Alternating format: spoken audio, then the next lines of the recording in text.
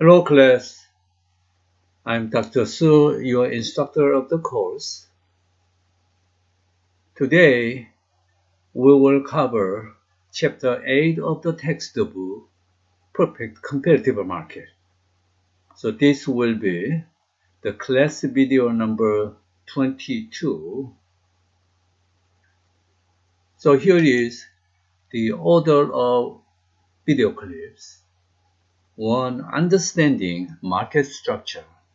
2. Understanding outputs, inputs in the short run. 3. Finding economic and accounting profit. 4. Finding firm's profit maximizing output level. 5. Proving the profit maximizing rule. 6. Calculating profit. 7. Calculating loss. 8. Finding the firm's shutdown point. 9. Driving the short-run market supply curve. 10. Relating the individual firm to market.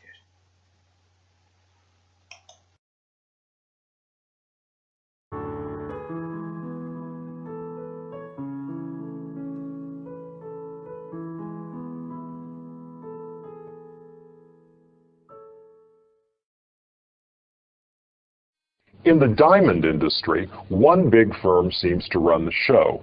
It can control the price of diamonds and choose how many diamonds to sell.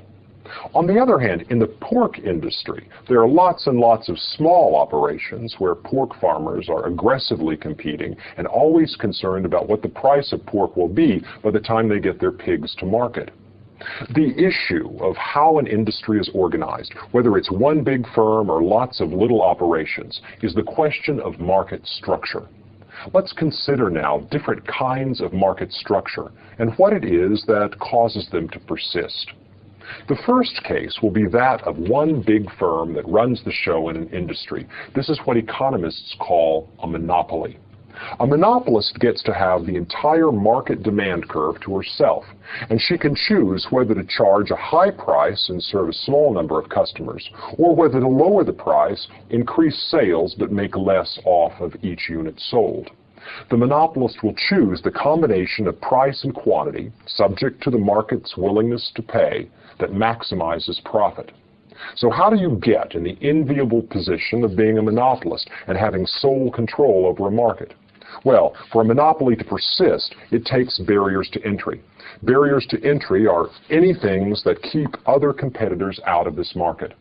One barrier to entry could be a copyright or a patent, a drug company that has sole right to produce and sell a particular pharmaceutical, or a movie studio that has sole rights over the distribution of a film. A monopoly can also be held in place by sole ownership of a strategic resource. If one country has a particularly large stock of some strategic material like aluminum, and one firm has access to that resource, that firm will be a monopolist. Sometimes monopolies are granted by the government, as is the case with copyrights and patents, as is also the case when the government grants the license to some strategic resource to one particular firm. So many barriers to entry are legal barriers. That is, the government gives the right to this firm to be the sole operator in the industry. One other instance of barriers to entry is what we call natural monopoly. Economies of scale can create a monopoly, something about the technology that makes it reasonable or effective when one firm serves everyone. A modern example of a natural monopoly might be cable television. It makes sense for one firm to string all of the wires and serve all of the houses. You don't want a bunch of competitors out there digging up the streets in competition with one another. However, once the infrastructure, once the network has been put in place, there could be room for other competitors to enter. And this is what's happening right now in the electrical utility industry. It used to be that every city had its own power plant. Now that the grid has been strung, it may be that there's room for competition, and barriers to entry may be coming down. So the first instance of market structure is the single seller, the monopoly, and a monopolist is held in place by a variety of barriers to entry. A second kind of market structure is what's called monopolistic competition. Monopolistic competition is based on product differentiation. For example, in the fast food industry, you've got lots of businesses that are all selling quite similar products, that is, hamburgers, and through advertising, they create the impression in the market that their goods are in some important way distinct from one another, whether it has to do with being flame broiled, whether it has to do with being especially having special sauce, whatever it is. Each hamburger distinguishes itself from its competitors. And the money that's spent on advertising and the effort to create the impression of distinction becomes a barrier to entry. So what happens in this industry is that a bunch of similar firms carve up a larger market. The market for fast food hamburgers is carved up so that each player in this industry now faces their own individual demand curve. Here's the big demand for hamburgers, and here's the individual demand curve of a particular fast food restaurant. And firms will continue to enter until the market is full, until there's not room for another distinct kind of fast food. We call this industry monopolistic because each firm faces its own downward sloping demand curve. Once you've carved out a niche in this market, you can choose the combination of price and quantity that maximizes profits. We call it competitive because new firms will continue to enter, continue to advertise and distinguish their products until the market is saturated. That is, until there's not room for another firm to come in, launch an ad campaign, and make enough off of their fast food business to justify the expense of differentiating their product. Monopolistic competition, an industry where the firms behave competitively in order to get a monopoly. Now, a third kind of market structure also involves a small number of firms. This is called oligopoly. An oligopoly is distinguished from monopolistic competition by the motivations and behavior of the firms. In oligopoly, what happens is you have a small number of firms that are protected by barriers to entry. For instance, the airline industry or the cigarette industry. And what's important in oligopoly is that firms are always watching each other. That is, firms are behaving strategically. They're trying to figure out how their rivals would respond to their launch of a new line of cigarettes, or raising or lowering the price of their product. What distinguishes oligopoly from other market structures is the regard that other firms have for one another. That is, they're always keeping an eye on each other, trying to figure out what their rivals will do next and what their best response is to any moves by their rivals. So oligopoly is distinguished by strategic interaction. So what does the demand curve look like for an individual firm in an oligopoly? Well, that depends on the kind of game that the firms end up playing. But one suggestion is that the firm will face a kinked demand curve. That is, if they lower their price, all their rivals will follow them, trying to keep up. But if they raise their price, the other firms will hang back and let them lose market share. So in oligopoly, there's no agreed upon demand curve. The real issue is strategic interaction and gamesmanship.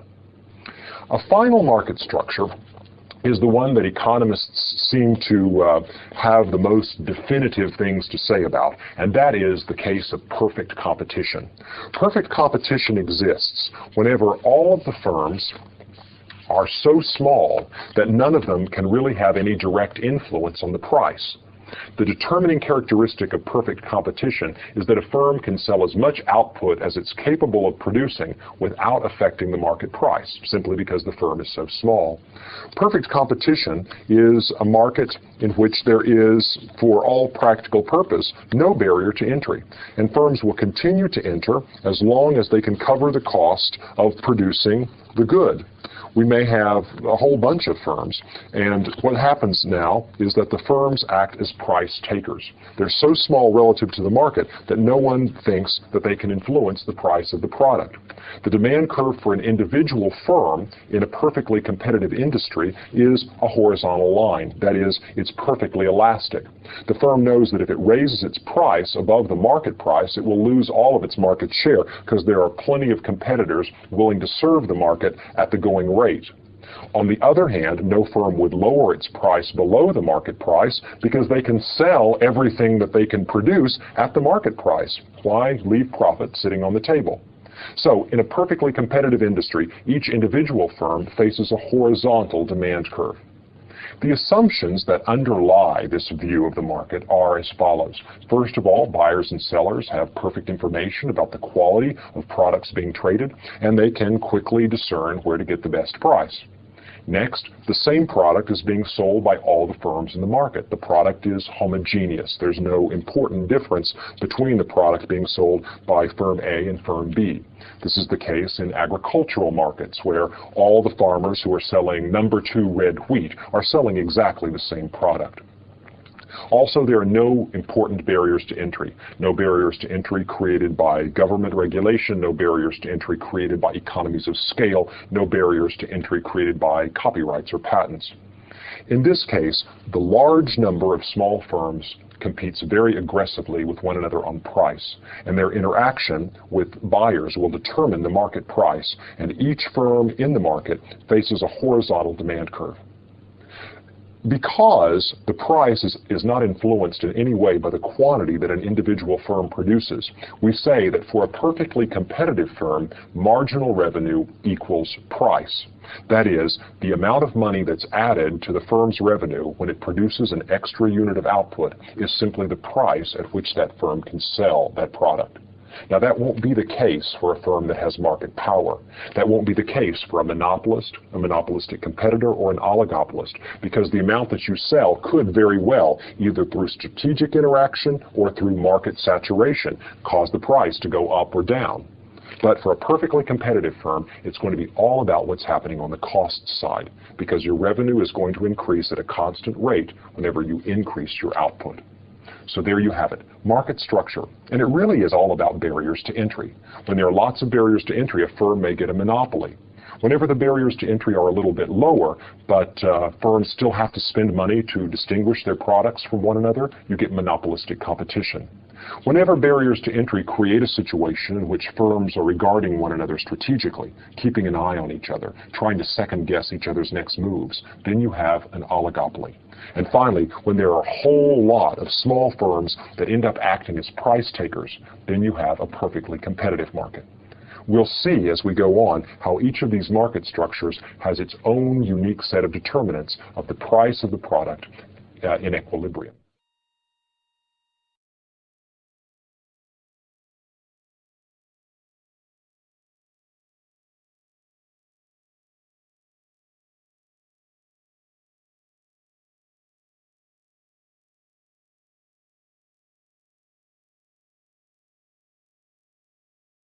And you'd like to know, how much should I produce so as to make the most profit I can from my operation?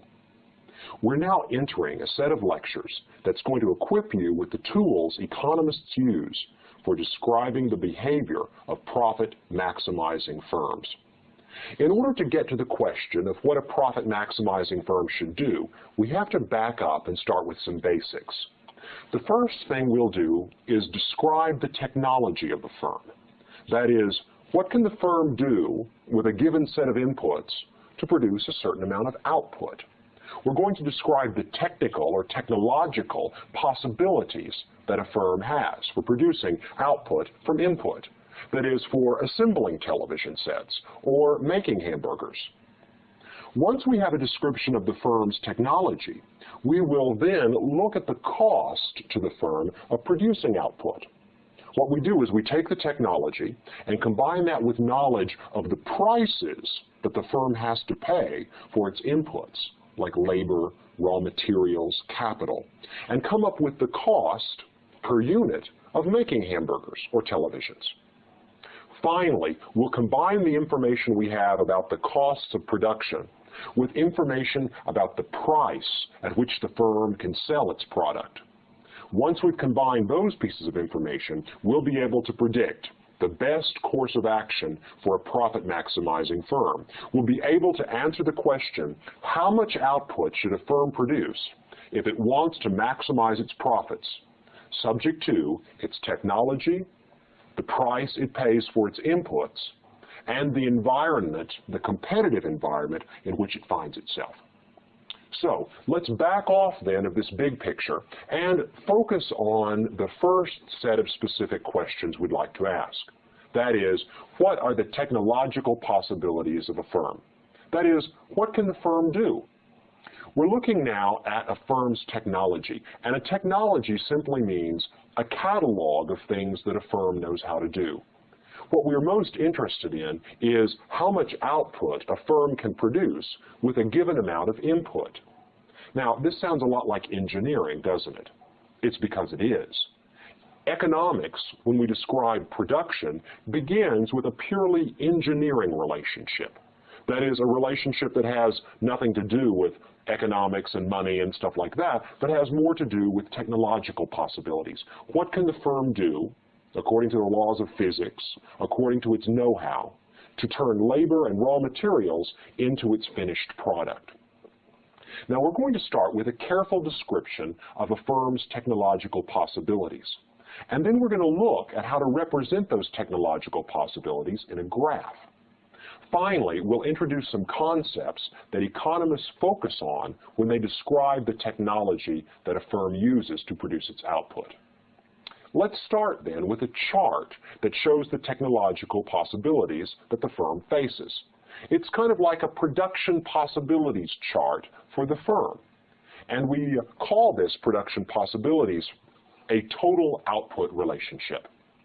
Total output is defined as the total amount of output that a firm can produce using a given amount of input, subject to its technological know-how and any other factors that constrain its production. What a firm can do, given its know-how, with a certain amount of input. Total output, therefore, is the amount of output a firm can produce with a given amount of input. Let's look at the technological possibilities of a particular firm. Let's say this firm produces television sets. So their output in this case is TVs. And their input, let's say, is labor. Now, when we describe this relationship, total output, we're talking about what labor can produce, what a given amount of labor can produce in terms of television sets. But clearly, we need other inputs to make a television. We need raw materials, we need tools, we need a place to work. Whenever we describe the total output relationship in economics, we are usually talking about the short run. The short run is a period of time that is so short that you can only vary one or a few of your inputs. A plant that's producing televisions might decide over time that it wants to expand its operations, add another conveyor belt, get some more tools, build another warehouse. Well, you can do all that stuff in time, but in the short run, if you got a big order for television sets, you could only meet that big order by hiring more workers to come in and work with the factory as it exists now. The short run is a period of time during which some inputs are fixed and other inputs are variable. So when we describe the total output relationship, the first thing we want to do is to distinguish between fixed inputs and variable inputs. Let's suppose now that we are in the short run in our television production process. We're building TVs and suddenly we get an order to increase the number of televisions we're making. Maybe we get a big order from a department store. In the short run, let's suppose our only option for increasing output is to add more labor. Everything else is fixed in the short run. It's too expensive to alter quickly the number of conveyor belts, the size of the factory, the number of tools, and so on. So, for all practical purposes, our only variable when we're altering our output is labor, and we will call labor the variable input. Now, let me go back and define total output one more time. The total output of the variable input labor is the total amount of output that a given amount of labor can produce, holding constant technology, that is the firm's know-how, and holding constant the quantity of all of the other inputs that the firm uses, capital, the size of the factory, tools, anything else. We're going to consider those the fixed inputs. And whenever you write out a schedule like the one in front of me here, you're assuming that those fixed inputs remain fixed in the short run. So we've got a certain factory size, a certain number of conveyor belts, a certain pile of raw materials to work with. But in the short run, we can only produce more televisions by adding more labor. Let's look then at what the possibilities are in the short run. In the short run, if you have one worker, you can make 2 television sets per week. If you add a second worker with the same tools and the same technological know-how, you can make 10 television sets in a week. Employ a third worker, and the 3 of them can produce a total of 30 television sets in a week. 4 workers have a total product of 40 televisions per week. 5 workers will give you a total output of 45, and with 6 workers, you can make 48 television sets per week. As you see, as the numbers get larger, up to a point, the total output of labor increases. Oddly enough, if you go past a certain point, with 8 workers in this story, the total number of television sets actually drops by 1, from 49 to 48. This table of numbers, then, is a total output schedule. It shows you the total amount of output you can produce with given amounts of the variable input labor, holding constant technological know-how, and holding constant the amount of all other inputs used.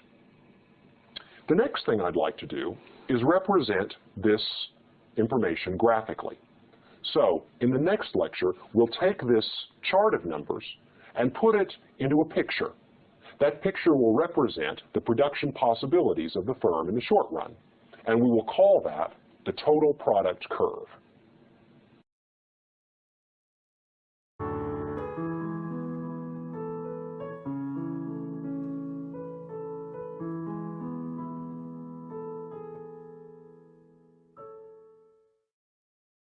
You want to know how your business is doing. Are you going to be around a year from now, 2 years from now, 5? What numbers should you look at to gauge your progress? How would an economist advise a business owner to figure out whether the business is really, in some long-run sense, earning a profit? Well, here's the idea. Economic profit is the difference between the revenue that a firm earns and the sum of the opportunity costs of all the resources that are employed at that firm. As long as revenue is greater than the sum of the opportunity costs, the business owner can afford to pay all of the resources a salary that is better than their next best alternative. That means they'll be willing to stay and work with this business as long as revenue exceeds opportunity costs. But if revenue falls below the combined opportunity costs of the employed resources, then the business is in trouble. One by one, the resources will seek alternative employment where they can earn more money. This is the notion of economic profit and why it is that it's important that a business owner pay attention to it. Let's consider now the difference between the way economists reckon profit and the way accountants reckon profit. It turns out that if you use accounting profit as a guide, you can sometimes get a faulty picture of how your business is doing, and that could lead you to make mistakes. Let's consider then the way accounting profit is calculated. Accounting profit is the difference between the revenue that a business receives and all of the expenses that the business pays out. So suppose now we're running a retail television business. You're selling television sets to people who come in off the street. You've advertised in the newspaper. You've made a name for yourself, and now customers come in, interact with your salespeople, and decide whether or not they want to buy a TV set. Let's suppose that in one particular year, the revenue earned by this television business is $100. How would an accountant calculate the profits of this business for that year? Well, the first thing we do is make a list of all of the resources that are being written paychecks by the manager, and we would add up the expenses. So one of the first expenses is going to be the cost of goods sold. That is, all of the television sets that we've bought from some wholesale operation that we're now selling retail. And let's suppose that the cost of goods sold for this operation is $30. So out of our $100 worth of revenue, we got to take $30 of it to write checks to our wholesale provider of television sets. Let's suppose that the other expense that we have is all of the help that we have to pay wages to. And let's suppose that for the sake of this example, our workers have combined wages of $30. So that's another $30 worth of expenses that this business has. And let's suppose that that's all the checks that we are writing out of our checking account for this TV operation. That means that $100 worth of revenue minus $30 worth of wages minus $30 for cost of goods sold leaves an accounting profit of $40. $100 minus $60 in total expenses. So the accounting profit in this case is going to be what's left over, and that is equal to $40. Now, what happens to that accounting profit? The accounting profit then is divided among other resources that are employed in this business that don't figure explicitly into the costs. Who are they? Well, for one, there's the manager. If the manager is not paying himself a salary explicitly, then he gets to take a share of the profits. Who else gets a share of the profits? Well, any investors that put their money into this TV store, maybe so that the TV store could afford to buy inventory, so they could afford to accumulate other kinds of capital that are important to their operation. Inventory is a really good tangible thing to think about, why you may need to borrow money in order to run a TV retail store. So the money that's left over, the accounting profit, is available to be divided between the manager and the stockholders. Now, can we tell by looking at this picture whether or not our firm is going to be around a year or two? And the answer is no, because we have no idea from this reckoning how much the manager could earn somewhere else, and what the shareholders could earn somewhere else, and for that matter, what the workers could earn somewhere else. It's only when we see that all of the resources employed are earning more in this business than they could earn in their next best opportunity that we can conclude this business is going to be a going concern. That's what economic profit is about.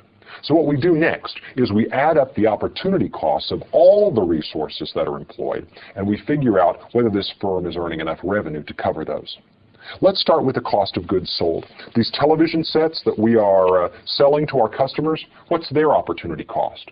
Well, if we imagine that the wholesale television business is a very competitive business, you could turn around and rather than sell these television sets to the public, you could sell them right back to the wholesaler and probably get your original $30 back. So the opportunity cost of the televisions that we're selling to our customers is probably exactly what we paid for them, $30, because we could always sell them back to the people who sold them to us. So the opportunity cost of our cost of goods sold is probably pretty much the same number that was on our accounting books. The workers, however, probably are another story. We're paying them a total of $30 in wages, but their next best opportunity is surely lower than that. If the market for labor is very tight and very competitive, then the $30 might be their opportunity costs, but chances are they're doing better in this operation than they would be doing at their next best alternative. That's why they've chosen to work in TV retail. Let's suppose that the next best alternative for the workers would pay them not $30, but only $20. In that case, these workers are delighted to have the retail TV job because their opportunity cost is lower than what they're actually being paid. Think about it. These workers are making, in some sense, a profit. They're earning $30 here while their next best alternative is $20. We call the extra $10 that they're earning at the TV store economic rent. Economic rent is defined as the amount that a resource is paid in excess of its next best alternative, in excess of its opportunity cost. So all we know here is that we've got to pay our workers at least $20. We happen to be paying them $30. But $20 will be enough to keep them in this employment. The big difference between economic profit and accounting profit is that economic profit includes the opportunity costs of all the resources employed, not just the ones that explicitly get paychecks. For instance, the next step in calculating economic profit is going to be to include the opportunity cost of capital. What could our investors earn if they put the money that they've presently invested in our television retail business into some alternative? Let's suppose that a comparably risky investment would earn a 20% rate of return. That means that if our capital owners have put $50 into this business, say $50 that's lent to us so that we can acquire an inventory, if they'd put that money instead into the stock market or into a bank account, they could earn 20%. 20% times $50 equals $10. So $10 in this case is the opportunity cost of capital, what our capital owners could have earned if they had invested the same amount of capital in a comparably risky investment. So let's go ahead and put $10 here as the opportunity cost of capital. Of course, that means that if we don't pay our capital owners at least $10, they're going to start looking elsewhere for investment alternatives. Another resource that's not explicitly accounted for in accounting profit is going to be the manager. Particularly if the manager is not paying himself a salary, he may not show up anywhere over here on the books. But certainly he has an opportunity cost. He could take his talent and go manage some other business. And suppose his next best alternative would allow him to earn $20. So $20 then is his opportunity cost. If he doesn't get paid at least $20 for a year's worth of management expertise, then he can't be expected to stay with this firm. So what we've done here is we've added up the opportunity costs of all the resources that are employed at this business, whether they're explicitly receiving a paycheck or whether they're getting bonuses or dividends or whatever and not actually on the accounting books. They're considered here in this reckoning. Add up the opportunity costs, subtract the opportunity costs from the revenue that's earned, and we get what's called the economic profit. Economic profit is the amount by which the revenue exceeds the combined opportunity costs of all the resources that are employed. And this economic profit then will be divided among the employed resources in the form of rents. We've already talked about how the workers are getting $10 worth of economic rent. They're being paid more than their opportunity costs. Maybe the manager is being paid $25, which would be $5 worth of rent for him. And maybe the shareholders are getting $15, which would be $5 worth of economic rent for them. So the economic profit then is going to be divided among the stakeholders in this business, whether they are capital suppliers, the managers, the workers, or anyone else. The sum of the economic rents will be equal to the firm's economic profit. So we can conclude by saying that if the firm were not making an economic profit, it wouldn't expect to be around very long, because the various resources, the manager, the workers, the capital, all these resources would go off in search of other alternatives, other opportunities that had higher returns. But as long as the firm is making a positive economic profit, it can afford to pay all of its resources enough money to keep them interested in working for this business. If the opportunity cost of capital is greater than the accounting profit, well, there you have it. The firm looks like they're doing okay, but in reality, they're winding down because the economic profit will be negative. Negative economic profit means in the long run, you're out of business. Even though the books may look good, because you haven't taken account of other factors of production that aren't being explicitly paid paychecks, you could make a mistake in management. Economic profit is a notion that helps you consider whether or not your firm is actually doing well enough to stick around. Now, there's one more point I want to make about the difference between accounting reckonings and economic reasoning, and that's the issue of sunk costs. Sunk costs are amounts of money that you pay that you will never get back. The acquisition of inputs that immediately have zero opportunity cost.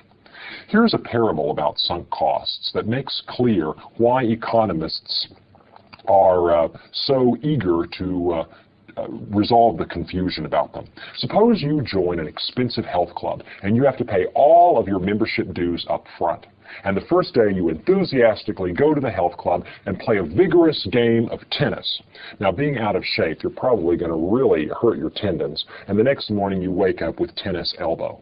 And you think to yourself, you know, my arm hurts, but since I already paid my dues, I really ought to go work out again. And you do, and the arm gets worse. And the next day, until finally you show up with the doctor, hardly able to bend your arm, and the doctor says, gosh, you're being really foolish.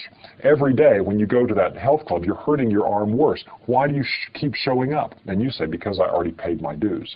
Well, this is the problem of the fallacy of the sunk costs. You're never going to get back the money that you paid for your membership. So every day when you wake up, you should make the decision afresh. Because the membership is prepaid, it costs you zero to go down to the health club. Are you getting enough benefit to cover that costs? Not if you're hurting yourself. In that case, the benefit is actually negative, and you are shrinking your profit by showing up. The way you should make a rational decision about costs that are sunk is, what would it cost me to bring this project to completion? And what is the benefit that I can expect once the project is completed? If the benefit is greater than the required additional costs, go for it. But if not, it doesn't matter that you've already put money into this project. That money is sunk. You're not going to get it back anyway. It shouldn't influence the decision about whether to go forward. Even though costs show up on your accounting books, some of them that are sunk should be ignored for the sake of decisions that are forward-looking. Always consider how much it will cost to bring a project to completion and how much benefit will be derived. If the benefit is greater than the cost, it makes rational, good, profitable sense to carry the project out. If not, don't let sunk costs become a kind of neurotic guilt that influences your actions in the present in a way that makes you do unprofitable things. What's already paid is sunk, and the economist advises you to ignore sunk costs for the sake of rational, profit-making decisions.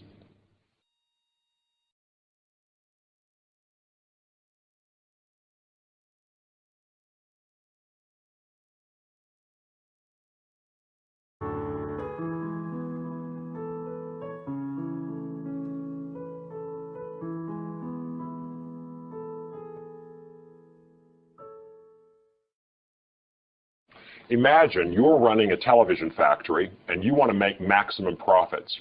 You're trying to decide how many television sets to produce.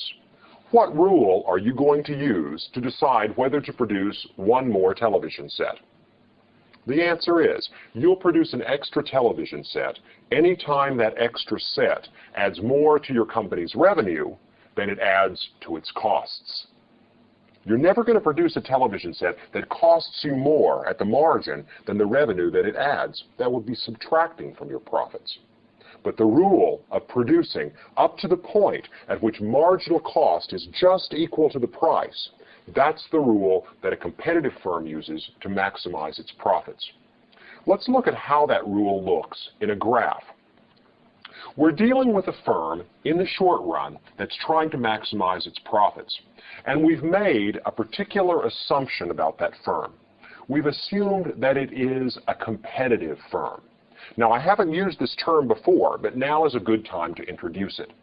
A competitive firm is a firm that can take any action it wants to. It can produce as many television sets as it chooses to without influencing the price of its product.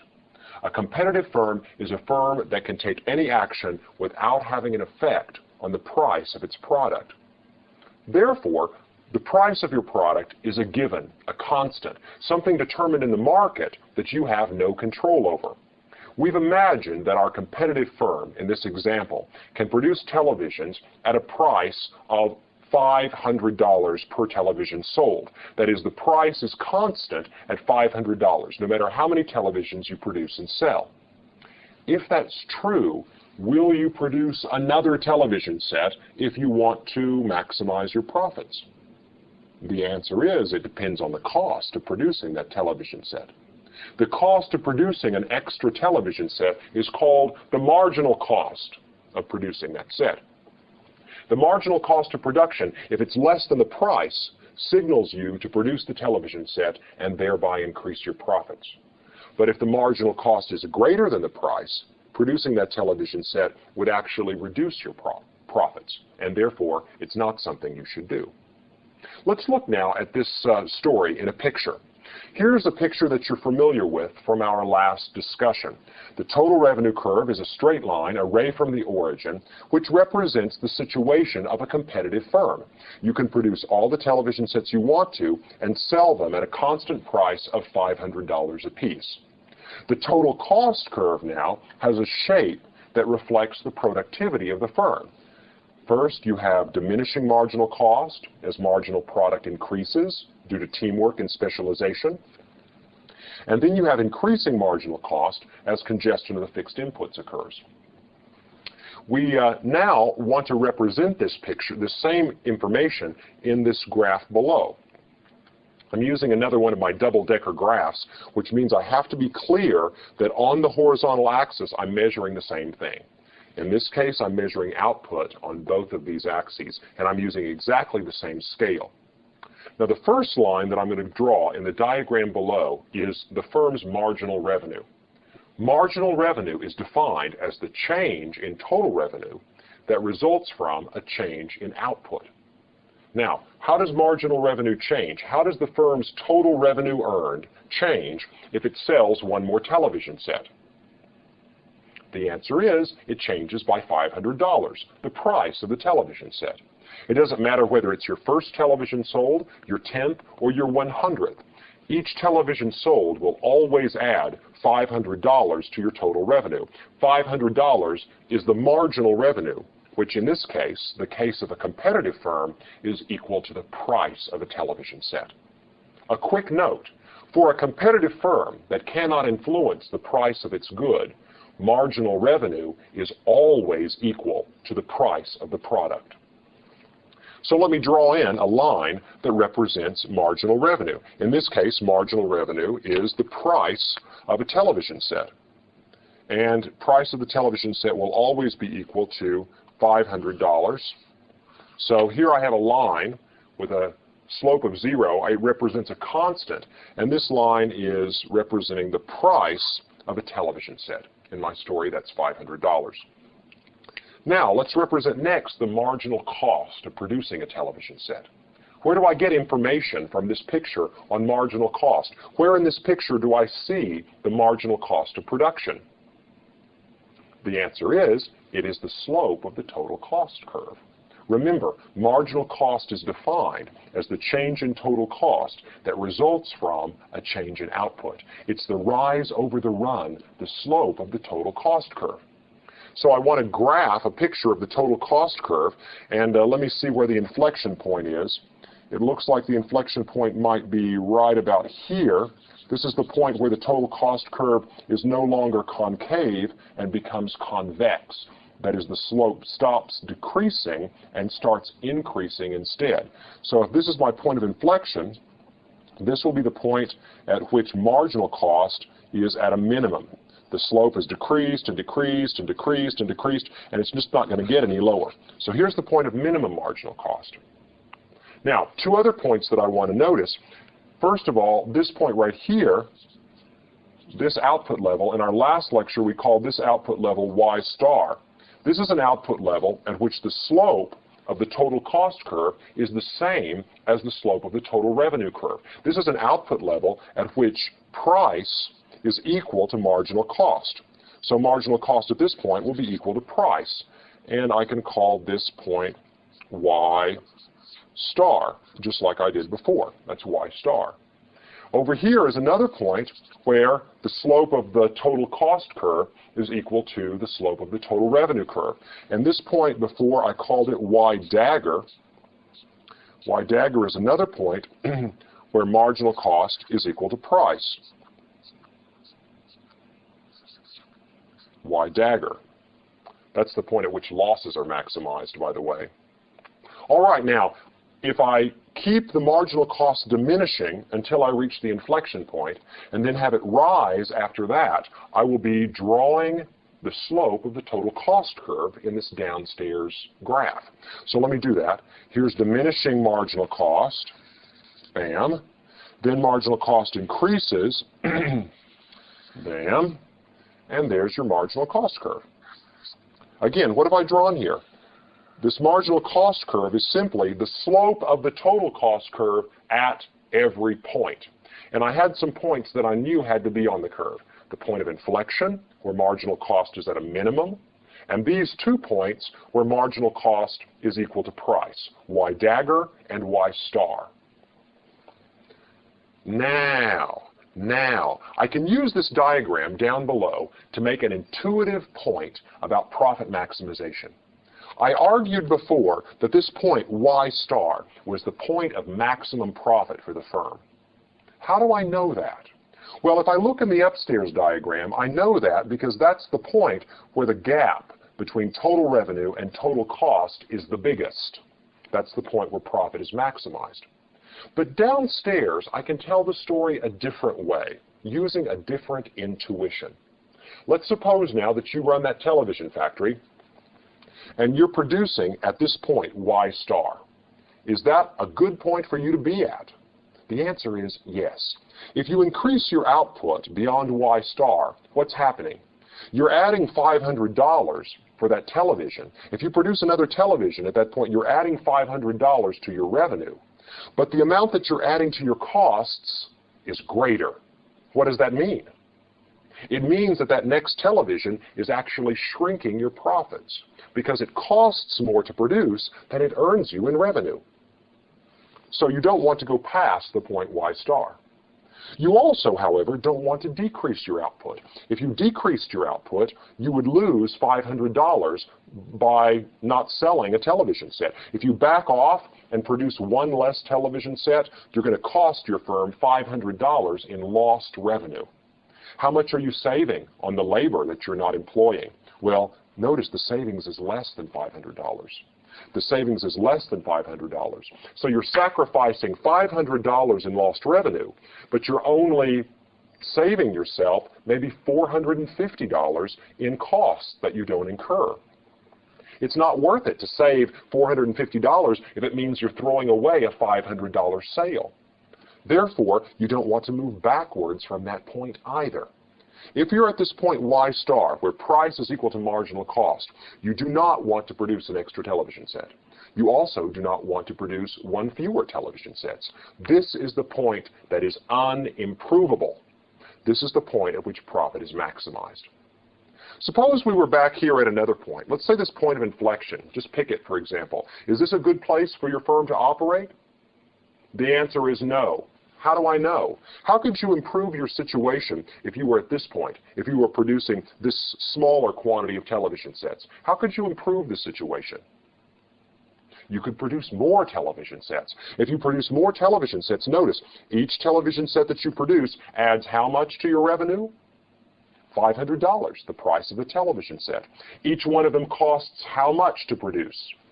Well, some amount less than $500. Notice the green line is below the blue line at that point. If marginal cost is less than marginal revenue, if marginal cost is below the price of the good for a competitive firm, you can always increase your profits by increasing your output. As long as the cost is less than the price, by all means, make more television sets, drive up your profits. If you're over in this region and producing a large quantity of television sets and the marginal cost is greater than the price, by all means, back off.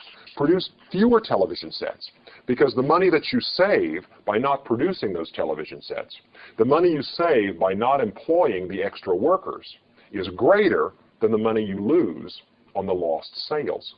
You economize more by not hiring the workers than you would lose by not producing the televisions. So back off. Save more than you lose in revenue.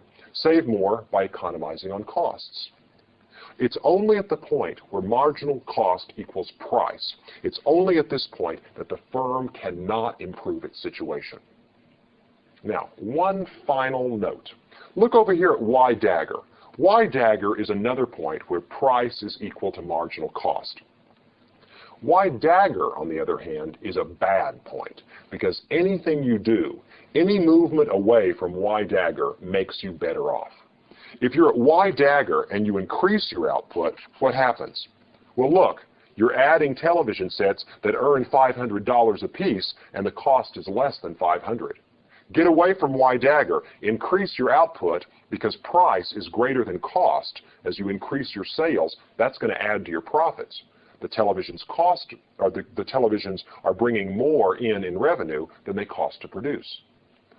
Look, even if you reduce your output, you're improving your situation. Because if you back off here, each of those televisions is bringing in $500, but they're costing more to produce at the margin. So if you reduce your output away from Y dagger, then you're saving more in labor costs than you're losing in lost sales. Y dagger is an awful point. In fact, if you look at the picture, you can see it's the worst you could possibly do. It's the point of minimum profit, the point where cost is the highest above revenue that it ever gets. So, let me summarize. The point at which profit is maximized is the point where price is equal to the marginal cost of production. This is the rule for profit maximization for a competitive firm. Any competitive firm, to maximize its profits, must be producing at the point where price equals marginal cost. There's one additional condition, and that is, it's not enough to be at the point where price equals marginal cost. You also have to be at a point where the marginal cost curve is sloping upwards. That is, you have to be at a point where marginal cost is increasing. That's what distinguishes Y star from Y dagger. Y dagger, where marginal cost is decreasing, is a terrible point. It's the point of minimum profit. Y star, where marginal cost is increasing, is actually the point of profit maximization. So our two conditions are, first, price equals marginal cost, and next, that the marginal cost curve itself must be upward sloping at that point. Marginal cost must be increasing. If those two conditions are satisfied, then the firm is maximizing its profit in the short run.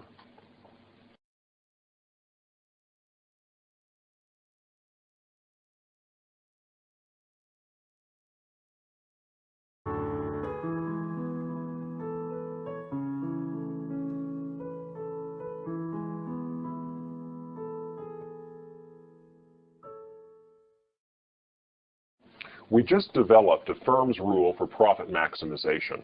The rule is produce where price is equal to marginal cost and make sure that marginal cost is increasing. What I want to do in this short segment is apply that rule to the numbers that we were looking at a moment ago and make sure that it jibes with our calculations of profits in a real example. Then I want to prepare you for the next step in analyzing a firm's profit maximization decision. So let's look at our real numbers. In our real numbers from a moment ago, we saw that profits were maximized when the firm was producing 48 television sets. Not surprisingly, notice that if you calculate the marginal cost of production, that when you're producing 48 television sets, the marginal cost of production is $333. That's just under $500, which is the price of a television set. If you go beyond to produce the 49th television set, the marginal cost of a television set has risen to $1,000. Marginal cost is now greater than price, and the firm can improve its position by cutting back on its output. Anytime marginal cost is greater than price, you can reduce your marginal cost by reducing output and getting back in the direction of profit maximization. Notice here that the firm is maximizing profit. Profit continues to increase as long as marginal cost is less than price. But after marginal cost exceeds price, profit begins to decline again. One more thing to notice about these numbers is this. Marginal cost is equal to price when we're producing 2 television sets. Marginal cost is $500 per television set. But notice, however, at that point, marginal cost is declining. It's going from something to 500 to 125 down to 50. Marginal cost is decreasing at that point. And as we talked about a moment ago, if you produce where price equals marginal cost and marginal cost is decreasing, then you're going to be minimizing profit. And that's exactly what we wind up with. Price equals marginal cost gives us the smallest profit number, or the biggest loss that we earn in this whole table. So our two rules then to repeat are price equals marginal cost, and make sure marginal cost is increasing to make sure you're at a profit maximum instead of a profit minimum. Now, all this talk about price and marginal cost increasing, this is the rule for a firm to do the best it can with what it has. This is the way a firm maximizes its profits. However, just because a firm is maximizing its profit doesn't mean that the profit is positive. Maximizing a profit and minimizing a loss amount to the same thing. How do we make sure that when a firm is maximizing its profit, when it's doing the best it can, that it's actually making a positive profit instead of a loss, a negative profit? Well, this is where those average cost curves come back in. The average cost curve doesn't tell us about what's happening at the margin. It looks at the whole picture. It summarizes everything going on in the firm to tell us the cost, on average, of producing a television set. The average cost tells us the per unit cost of producing a television set. As long as the price is above the per unit cost, the firm is maximizing its profits and making a positive profit. If the price is below the per unit cost, the firm is making a loss. So when you find that point of price equals marginal cost, and the marginal cost curve is increasing, once you've found the best the firm can do, then compare the price at that point with the average total cost. And that lets you know whether the firm is making a positive profit, or if price is less than cost, making a loss. We'll do that next when we look at the curves.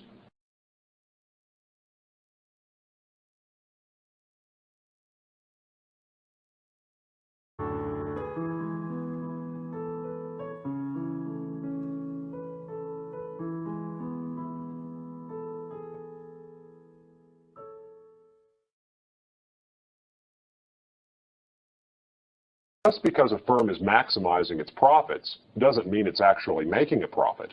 It could be minimizing its losses instead. How do we show the total profit that a firm earns when it's doing the best it can? I'll use now the graphs that we've developed, the cost curves, and use them in conjunction with the price of the product to show you what profit maximization looks like when the firm is earning a profit and what it looks like when the firm is making a loss.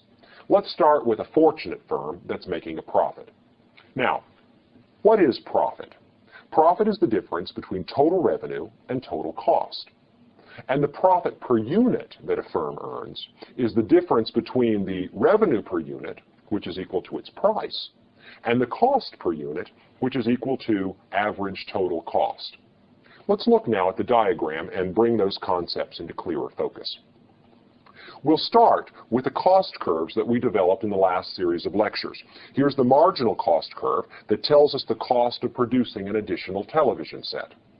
Here's the average total cost curve that tells us the total cost per unit of producing television sets. And notice that varies as labor productivity varies. Here's the average variable cost curve that tells us the labor cost per television produced. Once again, varying as labor productivity varies. And the difference between the average total cost curve and the average variable cost curve, what is that? It's the average fixed cost. Average variable cost plus average fixed cost equals average total cost. And why is it that the average total cost curve and the average variable cost curve get closer and closer as output increases? It's because average fixed cost is headed towards zero as we spread the fixed cost out over more and more units of output. Now, let's see what's going on in this firm. Let's suppose we have the price of the product. In our example, we've been looking at television sets that sell for $500 a piece.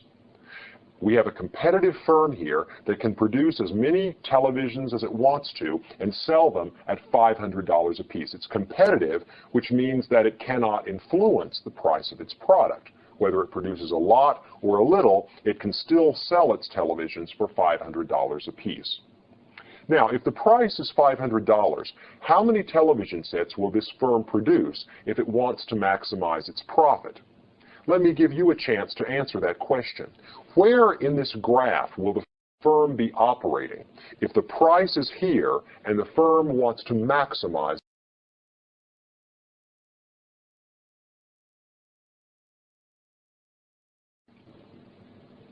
The answer is, take the price and go over to the marginal cost curve.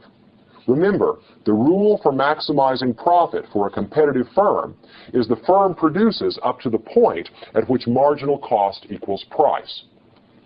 Don't go past that point, or your costs will be greater than revenue for each additional television set. If it costs more to produce the television than you can make by selling it, then you're cutting into your profits. But don't stop shy of that point. If you stop short, then you're giving up profit because the revenue on those televisions is greater than the cost of producing them. Keep producing up to the point at which price equals marginal cost. That will maximize your profits. That means our firm wants to produce an output, and we'll call this output Y star. That's what we've been calling it all along, the output that maximizes profits. Now, we've got a firm here that's doing the best it can. A firm is always going to produce where price equals marginal cost, and the marginal cost is increasing. That's the best a firm can do. That's the point of profit maximization. Now, however, we're going to ask ourselves, when this firm is doing the best it can, well, how well is it actually doing? Is it making a profit? Is it making a loss? What? How is this firm doing? Well, in order to answer this question, let's again think about profit. Profit is total revenue minus total costs. If you look at the picture that we've drawn here, you can actually see the firm's total revenue. Where is it in this picture? Where in this graph can you see the firm's total revenue? Remember the definition of total revenue, price times quantity. Total revenue is seen in this picture as the area of this rectangle. The height of the rectangle is the price the firm charges for its product, and the width of the rectangle, or the base, is the quantity that the firm produces. Price times quantity gives you the area of this rectangle that I've drawn here as a black box with dotted lines here and the axes as the lines on this side. This rectangle right here is the firm's total revenue from selling this quantity of televisions at this price per unit. Think of this as a big chunk of money that the firm takes in. Now, here's the question. What does the firm do with the money? Who gets it? Who is entitled to the revenue that the firm takes in from its sales? Well, let's look at the diagram here. The first thing we notice, if we look at this quantity Y star, let's imagine that this is 48 television sets. If the firm is producing 48 television sets, we can go up from 48 television sets. We can go up from Y star and find this point on the average variable cost curve. What does this point tell us? If we follow this point over to the axis, it gives us a dollar value. The question I'm asking you to answer is this. What does that dollar value tell us? 48 television sets. Here's a point on the average variable cost curve. What is this amount of money on this axis going to tell you? It tells you the labor cost per television produced. It tells you how much you have to pay your workers for each television they produce. Now, if you take the average variable cost, the labor cost per unit produced, and you multiply it by the number of units that are produced, what do you get? You get the variable cost, the total money that you're spending in your firm to pay your workers who are making your 48 television sets. So, if we multiply the number of units that are produced, the base of this rectangle, times the average variable cost, that is the labor unit per television, multiply that by 48 televisions, and this little area down here at the bottom is the firm's variable cost. Now you can think about this as kind of a parfait, one of those desserts that has lots of different layers. The bottom layer of our parfait is the variable cost, the amount of money that the firm has to pay its workers who are producing the 48 television sets. So if I want to, and I do want to, I can label this particular chunk of the parfait with a VC. This chunk down here at the bottom, and I could shade in the whole thing, but I don't want to make my graph too cluttered. This whole bottom chunk of the parfait is what's going to the workers. This is the chunk of total revenue that goes to the workers to pay them for their labor. Now, if we follow our 48 television sets further up, we hit another curve. The next curve that we run into is the average total cost curve. So if we follow this dot over to an amount of money on the axis, what's it going to tell us? We're producing 48 television sets, and this is the point that we touch on the average total cost curve. What does this amount of money tell us? It tells us the average total cost per television produced. That includes all the workers as well as all the capital we're using, tools, factory space, resources, everything else. All those costs that are fixed in the short run. So this little chunk of the parfait now that's sitting on top of variable costs, what is that? That's average total costs after you take out the variable cost. Well, what's left? What's the difference between total cost and variable cost? The answer is fixed cost. The difference between the average total cost curve and the average variable cost curve at every point is the average fixed cost. If you multiply this average fixed cost times those 48 television sets, times the number of units that you're producing, what do you get? Well, average fixed cost times the number of televisions you're producing is just fixed cost, the total fixed cost. Let's put fixed cost now in this picture.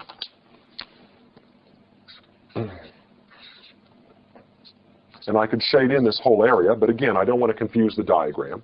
So this whole area right here, the second layer of the parfait, is the fixed costs. All right, quick review.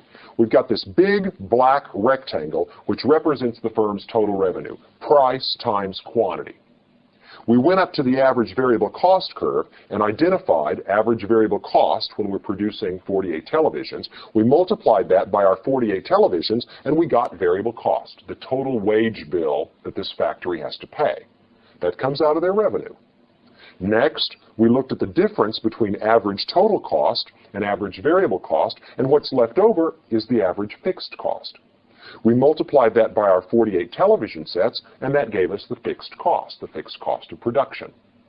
Now, if we add fixed cost and variable cost together, what do we get? We get the total cost of production. And if we subtract the total cost of production, these two bottom layers of the parfait, if we subtract them from the big black rectangle, what's left? What's total revenue minus total cost? The answer is, it's the profit of the firm. That is, the layer that's left on top. After we've subtracted fixed and variable cost, the layer that's left on top is the firm's profit. And I'll use the symbol pi to indicate that. So, by way of review, here's the way we examined the firm's profit-maximizing decision and their profit position. First, we took the price of their good. They're a competitive firm. They take the price as given. We then let the firm maximize profit by continuing to produce until marginal cost was equal to price. That gave us Y star. Y star is the profit-maximizing output of this competitive firm. Notice it's where price equals marginal cost, and it's where the marginal cost curve is sloping upward. This is the best that our firm can do. Then we broke down total revenue into some chunks. First, we found average variable cost using the AVC curve and multiplied it by output to get the bottom chunk of our parfait. This is the chunk that goes to the workers. Then we found the difference between average total cost and average variable cost. That's average fixed cost. We multiplied that by our 48 television sets and got the fixed cost. What's left over is the difference between total revenue and total cost. And that is, by definition, the profit of the firm. Now, I'm going to do the same set of steps, the same analysis on a different firm. This firm is not going to be as fortunate because it's going to turn out that they are in fact not making an economic profit in the short run. They'll be making a loss. Let's examine now a different situation.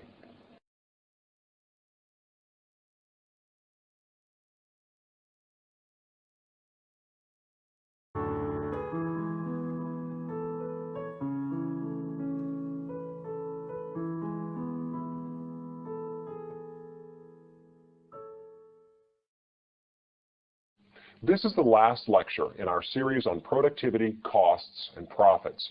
In this lecture, we'll be looking at the effects of the expansion of an industry, and we'll be deriving a tool that we call the long-run supply curve. Let's start with revisiting the relationship between the market and the individual firm that we derived last time. So here we have the market equilibrium, the demand curve, which is the behavior of households and consumers, and the short-run supply curve, which is the sum of the marginal cost curves of the individual firms. In the short run, the supply curve and the demand curve intersect, and give us an equilibrium point. We'll call this P0, and a market quantity, we'll call this Q0. Now, if we take this price over into the diagram for the individual firm, we see that in long-run equilibrium, the firm is making zero economic profit, and the firm is producing at the point of efficient scale. This is a long-run equilibrium. The only way we can have a long-run equilibrium is if no firm wants to change its behavior. In this case, the firm is maximizing profit by producing where price is equal to marginal cost.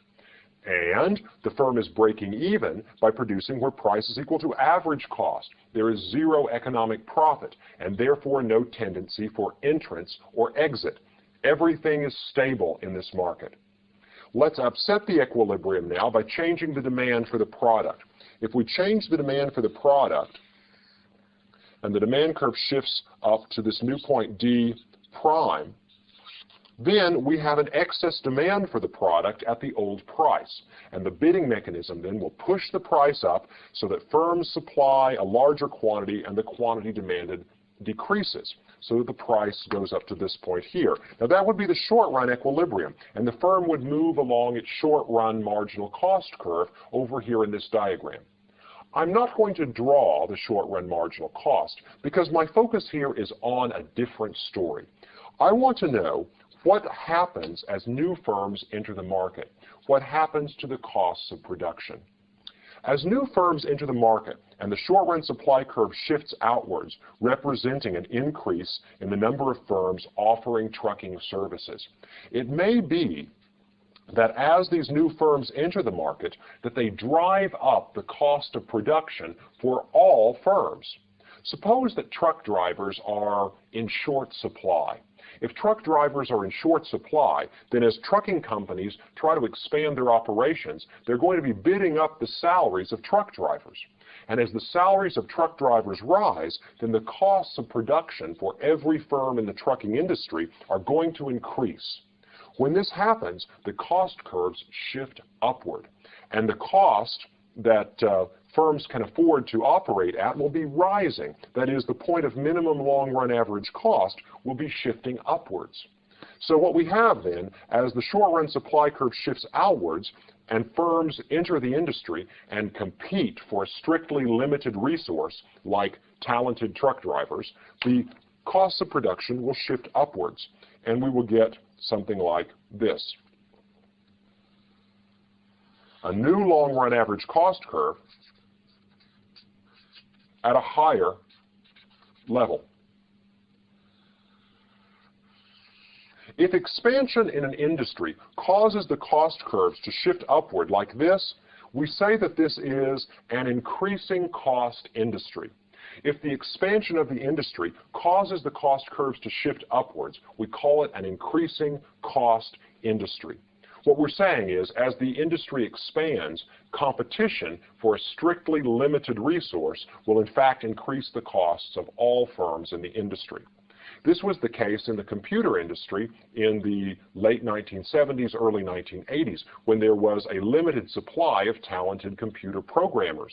It took a while for students to go to school and learn computer programming, and of course those students were attracted by the promise of higher salaries. But in the short run, as computer companies tried to expand their operation, competing for a pool of talented programmers, they pushed up programmers' salaries through competition, and that raised the cost of production for all of the companies.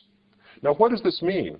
It means that there will be a limited amount of entry before the price falls to the point at which firms can just afford to cover their costs. The break-even point for firms has shifted upward as the cost of production has increased. That means the price for the product cannot fall back to its original level, but can only fall as low as the new point of minimum average cost. That new point of minimum average cost might be not 8 cents a mile for trucking service, but 12 cents a mile for trucking service. The increase in costs limits the amount by which the short-run supply curve can shift outwards. This new price, P1, has to be the new equilibrium price. It's the new price that's given by the intersection of short-run supply and demand. It's the new price that we have in long-run equilibrium. Firms are breaking even, and the quantity supplied equals the quantity demanded. If I connect these two dots, I get what we call in economics the long-run supply curve.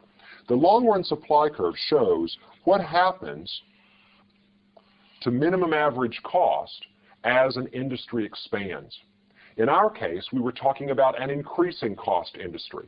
When an increasing cost industry expands, the minimum average cost of production rises as firms compete for a strictly scarce resource and push up the cost of production. The long-run supply curve in this case is upward sloping. It is possible that you have what's called a constant cost industry. A constant cost industry would be one where, as the industry expands, the costs of production do not change for the individual firms. In that case, the short-run supply curve would keep shifting outward until our price fell back to 8 cents per mile, the original minimum long-run average cost. In that case, the long-run supply curve would be a horizontal line. The short-run supply curve would keep shifting out until it intersected the demand curve at the original price, the original minimum long-run average cost. One more possibility: what if the expansion of an industry actually decreases the cost of production for individual firms? What if we have a decreasing cost industry? What if a large number of firms in an industry actually lowers the cost for each firm in that industry? That could be the case, say, in software design, where you have a bunch of software engineers who work in a market, and with more people trying to solve the same kinds of problems, they're able to solve them faster. They share ideas. Everyone's working on the same problem, and therefore it takes less time to solve it. In an industry like that, a large number of talented software designers lower the cost for each other by working on common problems and sharing insights with each other. That leads to what's called a decreasing cost industry. As the industry expands, the cost of production actually fall. And in that case, the long-run supply curve would be downward sloping. So, a quick summary. The long-run supply curve tells us about the relationship between the size of an industry and the cost of production for an individual firm in that industry. If expansion of the industry pushes up costs for individual firms, we call it an increasing cost industry, and the long-run supply curve slopes upwards. That will be the case if expansion in the industry heats up competition for a strictly scarce resource, like talented programmers or certified truck drivers. It's also possible that expansion of the industry leaves costs unchanged. That's what we call a constant cost industry, and that would give us a long-run supply curve that's horizontal. Finally, it could be that expansion of an industry actually reduces costs for the individual firms. This would be the case if growth in the industry allowed communication among the participants or other ways of economizing on costs, external economies of scale, we call it sometimes in economics, where the growth of an industry lowers costs for everyone. In that case, the long-run supply curve will be downward sloping.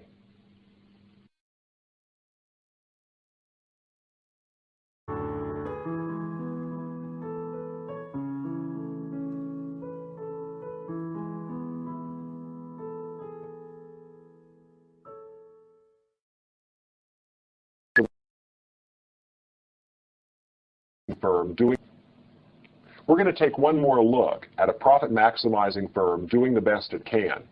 In this particular case, it's going to turn out that the best the firm can do is to shut down. Let me start with a question. Under what circumstances would you, a manager, find it optimal to shut down your factory in the short run? The answer is this. You're only going to shut down your factory in the short run if you're making a smaller loss by shutting down than you'd be making by staying open. The firm's making a loss, of course, but sometimes you can minimize your loss simply by sending all of the workers home and shutting the factory down in the short run. Let's see how that works. Suppose the price of television sets now is very low. Let's suppose it falls down to maybe $200 per television set. In that case, what's the best the firm can do? If the firm continues to produce, what output will it choose to produce? Use the same rule that we've been using for the past 4 segments and find the point that the firm will choose to maximize its profits.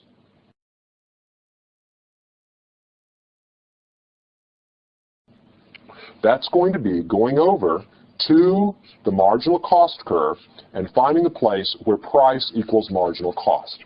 That's the profit maximizing point of output. And if we go down here, we identify Y star, the output level at which the firm is maximizing its profits. Uh-oh, look, I forgot to label my axes again. If you don't do this on a test, you might lose points. So let me try to encourage you to develop a good habit. Now that my axes are labeled, once again, this picture means something, and we may proceed.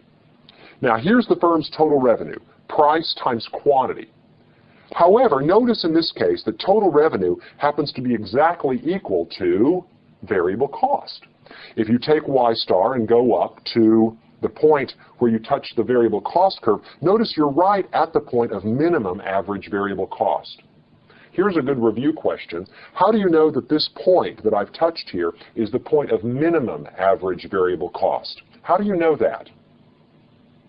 Here's the answer. You know it because the marginal cost curve cuts through the average cost curve at its minimum.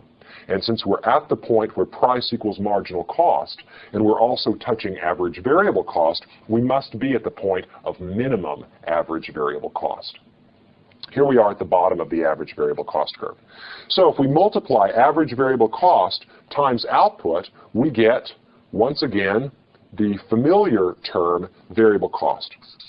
So look, in this case, our total revenue is just equal to our variable cost. What does that mean? It means that we're spending all the money that we are earning selling television sets to pay the wages we owe our workers. Nothing is left over. All of our revenue is consumed covering our variable costs. And unfortunately, those aren't the only costs we have in the short run. In addition to the variable cost, if we go up to the average total cost curve, we're now including the fixed cost. The difference between the average total cost and the average variable cost curve is average fixed costs. And if we multiply average fixed costs times the total quantity of television sets we produce, we get another layer here of a parfait. Here's our fixed costs. Unfortunately for this firm now, however, all this fixed cost is lost. The firm has no revenue to cover the fixed cost. It spent all of its revenue down here covering its labor costs. So fixed cost, all of the fixed costs are a loss. In this case, the firm's loss is exactly equal to its fixed costs. It has no money to cover its fixed costs. So, should the firm shut down? Anytime a firm shuts down, it loses its fixed costs. It makes no money to recover them. However, if this firm were to continue to operate doing the best it can, it's going to lose all of its fixed costs anyway. It's going to spend all of its money just covering its labor cost, and there's nothing left to go towards the fixed costs. So when the price falls to the point of minimum average variable cost, in the short run, the firm is indifferent between continuing to operate and shutting down. Suppose now things get even worse. They can get worse, you know. The price could fall even lower. And if the price falls even lower, now the firm, doing the best it can, cannot even afford to cover its variable costs. In that case, if the firm operated, not only would it be losing the amount of its fixed cost, it would also be paying workers and incurring a variable cost that's greater than its total revenue. If the price falls below minimum average variable cost, this firm would be making an even bigger loss. It would be losing all of its fixed costs, plus it would be paying workers more than it was taking in selling its television sets. That would be completely ridiculous. No manager would ever operate a firm that could not cover its variable costs. You'd be paying workers to come in and drive your firm into the ground. You'd be paying waiters who weren't serving enough food to cover the cost of their wages, much less the rent on the building, the overhead costs, all of this. You would shut your restaurant down rather than charge a price that doesn't cover the cost of the waiter's services. Same thing is true with our television sets. If the price of a television set is not enough to cover the labor cost, much less the fixed costs, if it's not enough to cover the labor cost, you do better in the short run by shutting down. So here's the rule a manager should use. If the price of the product drops below minimum average variable cost, in the short run, that manager should shut the firm down. You minimize losses by shutting down the factory. If, however, the price is greater than minimum average variable cost, if you can operate and cover variable costs, then continue to operate in the short run. At least you're earning something towards your fixed costs, rather than losing them all with no revenue to show for it. That's why we call this point, the minimum of average variable cost, the shutdown point. Now, notice, if the price is below the shutdown point, the firm is going to be shut down. If the price is above minimum average variable cost, the firm is going to be producing where price equals marginal cost. That is, for all prices above the shutdown point, the marginal cost curve tells us the quantity of output that it will be maximizing for the firm to produce. For all prices above the shutdown point, this marginal cost curve tells us how much output the firm will be producing when it maximizes its profits. That's why we call this region of the marginal cost curve, the marginal cost curve above the shutdown point, that's why we call this the short-run supply curve for a competitive firm. And I could label this SS, the short-run supply curve for a competitive firm. Let me repeat. The short-run supply curve for a competitive firm is just the firm's marginal cost curve above the shutdown point. In the next lecture, we're going to be looking now at how this analysis of an individual firm translates into a picture of the whole market. Since all firms, all competitive firms are making these same decisions, coming up with short-run supply curves, when we add all those individual short-run supply curves together, we get the market short-run supply curve. We'll be looking then at how the goings-on in the market influence the situations of individual firms. So in the next lecture, we go from the individual firm to the market in the short run.